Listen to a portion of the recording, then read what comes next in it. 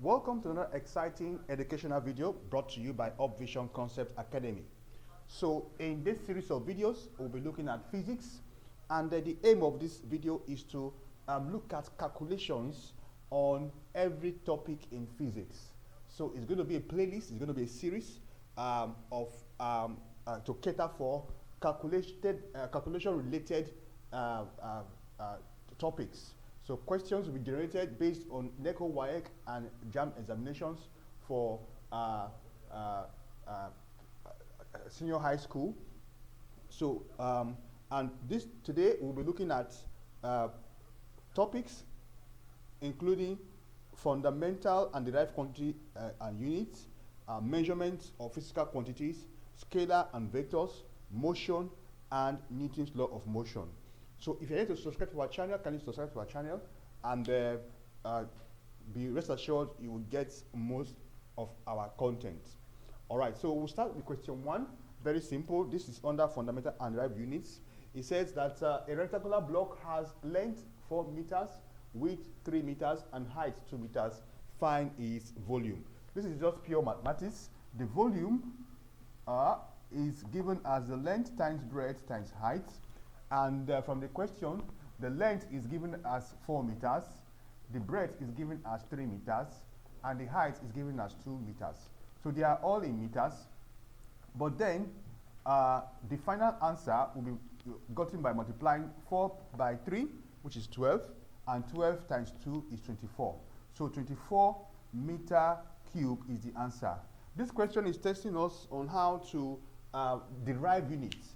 Derive units. You see, the units are in meters, and the unit of volume will be the combination of all the units that is here. That's why we are having it in meters squared. So in physics, be sure to pay attention to the units. Know your fundamental units and know your derived units. Okay, so we have another question on the board, still testing us on fundamental and derived quantities and units. It says a force of 50 Newton is used to move a body through a distance of 5 meters. Calculate the work done. So formula for work done is equals to force times distance. Okay, where F is force and D is distance. And we know the unit of in the question, we're given the force to be 50 newtons. So we'll put it in this formula. 50 newtons times the distance is 5 meters. Okay, so 50 newtons and 5 meters. Okay, so now, by the time you multiply 50 by 5, you will get 250. But the question is, what is the unit of the work done? The unit is in joules. So again, this question is testing us on knowing the fundamental and derived units. Of course, force is a fundamental, distance is a fundamental unit. Then force is the derived unit because it comes from mass and acceleration, okay? But then force times distance will give us another unit, which is in joules. Okay, so this next question will be testing our measurement of physical quantities. Okay, so the question is, a stopwatch reads 5.62 seconds instead of 5.60 seconds. What is the percentage error? So we are looking at measurements. In measurements, sometimes you have the real measurements, what you're supposed to read and what you are getting. And there is a difference between what you are getting and what's supposed to be the actual reading is what we call error. So percentage error is given as the obtained reading minus actual reading over expressed as percentage. So I would say times 100 over 1. Okay, so this is it. You know, because of some factors due to maybe parallax error, there are errors. If you check our videos on measurement, we see where we talked about errors, how to measure and ensure that you get measurements correctly. So for this question, we're supposed to get actual reading of 5.60. which is the correct reading. So I'll break out the parameters. Actual reading is 5.60, and what you now obtained reading, that is why you are, which is actually wrong. Obtained reading is 5.62. So the error actually is 5.62 minus 5.60. That's the error. But we're looking at the question says we should get the error, the percentage error. So we're going to come to this formula and say the percentage error is equals to obtained reading, which is 5.62 minus 5.60 all over 5.60 times 100 over 1, right? So the difference between 5.62 and 5.60 is 0.02 all over 5.60 times 100 over 1. So when we do the maths, the answer will be approximately 0.36 percentage. That is the percentage error.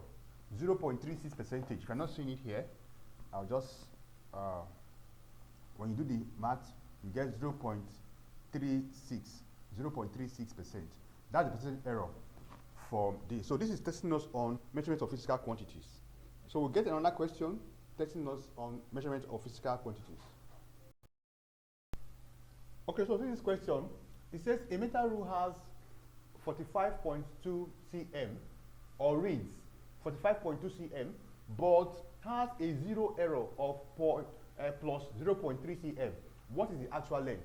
Okay, so sometimes you have to draw this to appreciate what we're talking about. So this is the metal rule calibrated like this. Calibration. Okay, so now normally the zero mark is here, clearly marked. But what they are saying now is that there is a zero error of plus 0.3. That means this starting point has been shifted to this place. Maybe something at the ruler, and this is what you are seeing as 0. So this, it has been, you have gone ahead to add 0.3 as the starting point instead of 0 where the starting point will be. Now it said that the metal rule reads this. So if it's reading this one, maybe if it's reading 45.2, you understand? And you're starting from here 0. So what is the actual reading? The actual reading actually will now be the difference between this and this, because this is not the 0. The 0.3 is now the 0 instead of the real 0. Okay, so the actual reading is equals to 45.2 minus 0.3, being that 0.3 is now the new starting point. You understand? Difference will now give us 44.9 cm. So this is the actual reading of the metal rule. Okay, so another question on the board, question 5. It says a car goes 40 kilometers due east, then 30 kilometers north. Calculate its displacement. So this question is testing our on scalar and vectors. So let's say the car starts from here. Let me call the car maybe point A. At point A, you can draw a cardinal. You know the cardinal has north, east, and west and south. So this is where the car is starting from. But then the car goes 30 kilometers east. So at the east point, it just goes straight like this. So this is what? 40 kilometers. It stops at 40 kilometer point. So let's call this point, maybe point B. From this point again, it now goes 30 kilometers north. So at this point, you can still draw your cardinal again, locate the north, and the car is going like this again. How many kilometers? 30 kilometers north. So it went like this and went like this.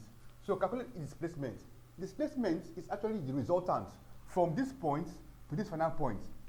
But you know that it went through to point B before it went up. So this is what it went through.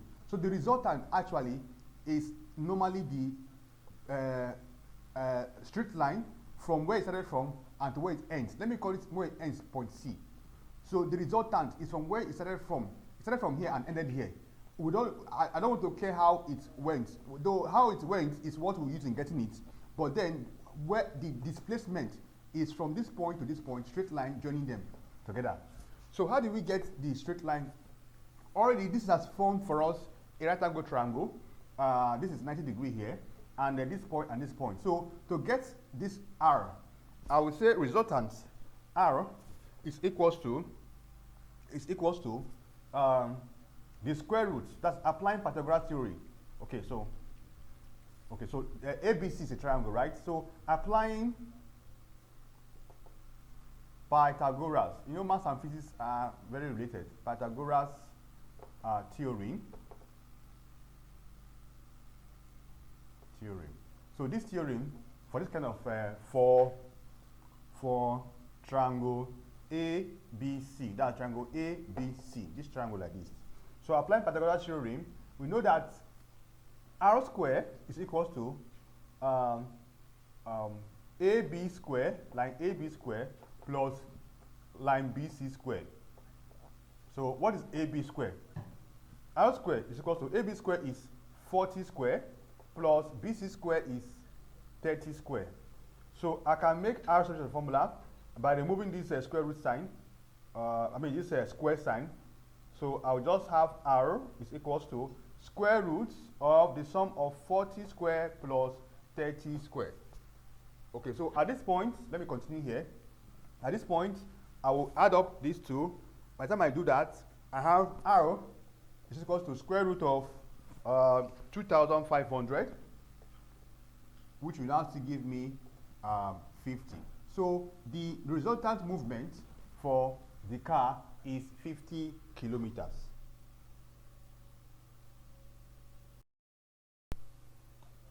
Okay, so we have another question on the board. This one is testing us on scalar and vectors. It said two forces, 10 Newton east and 6 Newton west, act on a body. Find the resultant. First of all, I will draw where the body is. This is the body. This is the body. The body is just at rest. But it said 10 Newton force at east. So you need to know your cardinals, your cardinal points. So you have north, you have south, you have east, and you have west. Please know. Of course, other point is northeast, southeast, southwest, and northwest. Know these things very well. Know this thing very well. But this is the body, right? So forget about all these things I've labeled. It said if two forces, 10 Newton east. So this one, I'll just draw a line like this. Okay, let me use a black ink to do that so you can know, just focus on what we are looking at. So this one is 10 Newton east, 10 Newton. So this is 10 Newton east. And the same body, another one is acting 6 Newton west. 6 Newton west, you see? Now, what is the resultant? Resultant means what is the force, the net force that is acting? Which one? How can it cancel out? This one is going in this direction, this one is going in this direction. So normally, you can just take a Cartesian plane sense to know, because on the Cartesian plane, this is going positive and this is going negative. So if I do the resultant, 10 is positive plus 10, then 6, if you add 6 plus then minus 6, because 6 is going in this direction, you understand? So I have 10 minus 6, which will give me 4. So the resultant force, or the net force, sometimes they can call it net. This word that they wrote here, they can call it net. Please take note in your questions. They can call it net. So the resultant or net force is 4 Newton. But where? Due east. Due east. Why are we calling it due east? Because this 10 Newton have overcome this one, and the remaining one is still. So instead of having 10 applying here, it is still 4. Why? Because 6 has cancelled 6 from here. 6 has cancelled 6. 6 Newton has cancelled 6 Newton from here, remaining 4. So it's acting 4. If this body, if this force continues, it will move this body by 4 Newtons, with 4 Newtons, this way. Okay, so that's the answer. Okay, so still on scalar and vectors, we have a question on the board. It says two perpendicular vectors, A, that is 6 Newton east, and B, 8 Newton north. Find the resultant. Perpendicular means that they are at right angle. Okay, so they have given us the direction, the orientation of those two forces. A is 6 Newton east, perpendicular. 6 Newton east, this is east. And the one perpendicular to A is B, 8 Newton north.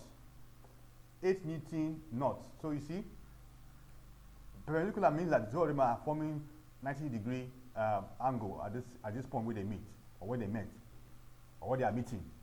So find the resultant. The resultant is actually the force joining the two of them like this. Again, this is another right angle triangle, and here we're going to be applying Pythagoras theorem. Pythagoras theorem, which states that this side 8 square plus this side 6 square is equals to resultant r square. So again, we'll find r square. So 8 square is 64, 6 square is 36, is equals to r square. We can make r substitute the formula, thereby this square becomes square root of this. So square root of 64 plus 36 is equals to r. So 36 will give us 100. 100 square root is equals to r. R is equals to 10. So the resultant is 10 newtons. Please take note of your units when you are doing your physics. Please, in your theory questions, you need to also express your final answers as the units of what you are trying to obtain. Please, if you don't do that, you will miss out with some marks. Okay, so we have this question on the board. It says a car accelerates from 10 meters per second to 30 meters per second in 5 seconds. Find its acceleration. What's acceleration? Acceleration is the rate of change of velocity per unit time. So when you say change, you have what they call initial velocity,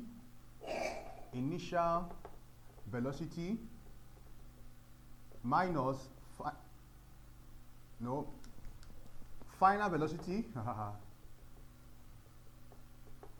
minus initial velocity per time. Okay, so you know the formula A, acceleration A is equals to V minus U over T. So V is the final velocity, U is the initial velocity, and T is time. So from the question, we're given that final velocity is 30. So I'll put 30 over, in place of V, and the initial velocity is 10. So I'll put 10 in place of U, and time is 5 seconds, so acceleration. So 30 minus 10 is 20 over 5, which is 4. So acceleration is 4 meters per second square. So again, like I said, the unit of what you are looking for, what you have gotten, please express it in the question, in your answer. Okay, so still on motion, I have this question on the board. It says a bus accelerates from rest at 3 meters per second square for 60 seconds. Find the distance covered. Okay, so here we are given acceleration, this acceleration, of course, but from rest, when you see the word from rest, it means that initial velocity is 0. Okay, and you are given acceleration as 3 meters per second square, and you are given time as 6 seconds. So, and we're told to find distance, S. Okay, so the formula we're going to be using is S is equals to UT plus half AT squared. Okay, so we're looking for this, of course. Now, this component of this equation is already 0. Why? Because U is 0, but I will still put the U there. I have half, I have A, and I have T. So we can get our S, which is distance. So S is equals to U is 0 times time. Time is 6. I can still put the 6. Okay, plus half times 3 times 6 squared. This dot is times. Okay, so I said S is equals to 0 plus half times 3 times 6 times 6 times 6. So 2 here 1, 2 here 3. 3 times 3 9, 9 times 6 is 54. So S is equals to 0 plus 54, then S is equals to 54. 54 what? 54 meters. Why? Because I have it in meters. 54 meters is the answer. Okay, so this is a very simple question. It says a body covers 20 meters in 4 seconds. What is the average speed? What is the average speed? So speed is this, average speed. Speed is equals to distance over time. Distance there is 20 and time here is 4. By the time we do the math, 4 here 1, 4 here 5. So the speed is 5 meters per second. So that's the answer for speed. Okay, so we have a question on the board. It said a stone falls for 2 seconds. How high was it dropped from? Given gravity as 10 meters per second square. So distance is equals to half gt squared. Actually, this formula came from S is equals to ut plus half gt squared. And you know, because it is dropping from the height, you understand, initial velocity is 0. So this component is not considered in this equation. So S is equals to half times gravity is given as 10 meters per second square times time 2 squared. Okay, so S is equals to 20, because by the time you do this, you have 20. 20 what? 20 meters. 20 meters. That is where it dropped from. Okay. So see this question. It says a ball is thrown upward at 15 meters per second. How high does it rise? How high does it rise? So this formula, this particular motion question does not involve time. So we can use this other formula. V square is equals to U square minus 2GS or AS. But because we're considering gravity, that G is that A is G. So, but at when you are throwing it upwards again, the initial final velocity is 0. You understand? Final velocity is 0. So we'll have it like this. Yeah. So because it is going up from bottom to top, final velocity is 0. When initial velocity is something, we're giving initial velocity at 15 meters per second. So 15 square minus 2 times G is 10 times, we're looking at for S, that's how high. So we're looking for S. So when this one goes this other way, this one that has the minus sign goes this other way, it now becomes minus, not minus again. 2 times 10 times S is equals to 15 square, right? So 2 times 10 is 20, that's 20S is equals to 225. 225 plus 15 square is 225, right? So to find S, we'll make S equal to the formula. S is distance still. S is equals to 225 all over 20, and S will give us 11.25 meters.